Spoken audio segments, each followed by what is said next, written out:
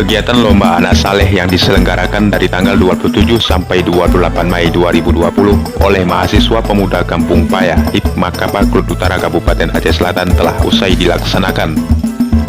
Lomba mewarnai hafalan ayat pendek, cerdas cermat, dan salat jenazah yang diselenggarakan di depan masjid selama 2 hari 2 malam mendapat apresiasi dari pemerintahan desa. Hal ini disampaikan oleh Sekretaris Desa di sela-sela penutupan acara tersebut. Para ibu-ibu, para orang tua, mari kita ciptakan, mari kita bangun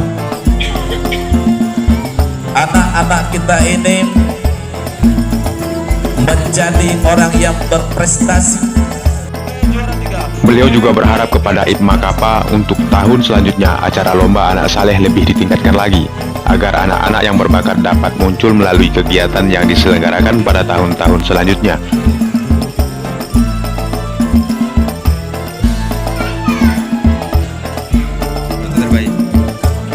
Beliau juga menambahkan, kegiatan ini jangan sampai terlaksana pada tahun 2020 saja. Hal ini harus tetap berlanjut untuk tahun-tahun selanjutnya. Ketua Panitia Mas Talicar juga berharap agar kedepannya kegiatan ini selalu mendapat dukungan dari seluruh masyarakat, agar kegiatan ini bisa tetap dilaksanakan.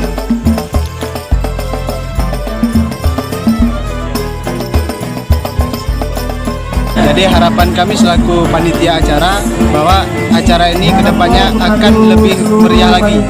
Jadi karena dukungan dari desa juga sudah memberikan dukungan, maka kami berharap bahwa semua dari elemen masyarakat memberikan dukungan pada kami agar acara yang akan kami selenggarakan untuk kedepannya menjadi lebih besar dan lebih mewah lagi. Selain masyarakat yang berada di kampung, acara ini juga disaksikan oleh masyarakat luar yang melewati lokasi kegiatan tersebut.